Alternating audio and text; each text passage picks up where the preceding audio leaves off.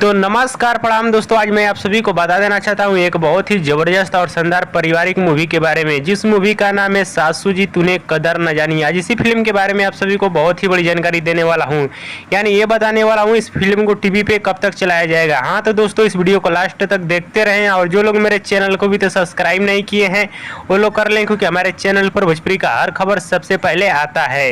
इससे पहले आप सभी को बता देना चाहता हूँ भोजपुरी फिल्म सासू जी तूने कदर न जानी इस फिल्म के बारे में। सासू जी तूने कदर न जानी इस फिल्म के स्टार कास्ट में नजर आएंगे भोजपुरी के सुपरस्टार आदित्य ओझा और संचिता बनर्जी। वहीं इस फिल्म के अन्य कलाकारों की बात की जाए तो इस फिल्म में भोजपुरी इंडस्ट्री के कई बड़े कलाकार नजर आने वाले हैं, जो कि आप लोग स्क्रीन में भी देख सकते हैं।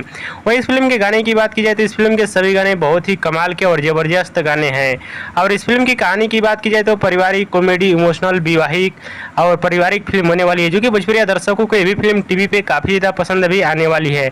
और इस फिल्म का ट्रेलर आप लोगों के बीच आ चुका है B for U Bhojpuri YouTube channel पे। जो लोग अभी तक इस फिल्म के ट्रेलर को नहीं देखे हैं जाकर देख सकते हैं, बहुत ही कमाल का और जबरदस्त और पारिवारिक ट्रेलर है। हाँ तो चलिए दोस्तों, आप सभी को बताना चाहता हूँ भोजपुरी फिल्म सासू जी तूने कदर न जानी इस फिल्म को टीवी पे कब तक चलाया जाएगा। मीडिया रिपोर्ट के मुताबिक बताया जा रहा है कि सासू जी तूने कदर न जानी इस फिल्म को अगले महीने टीवी पे चलाया जाएगा, वो भी पूरा कन्फर्म आप सभी को बता रहा हूँ। यानी इस फिल्म को सितंबर महीने में चलाया जाएगा B for U Bhojpuri TV channel पे। और एक बार जरूर इस फिल्म को टीवी पे देखिएगा, बहुत ही कमाल की और जबरदस्त फिल्म होने वाली है। और दोस्तों, भोजपुरी के सुपरस्टार आदित्य ओझा और संचिता बनर्जी का वीडियो पसंद आए तो ज़्यादा लाइक करें, कमेंट करें, शेयर करें, सब्सक्राइब करें। धन्यवाद दोस्तों।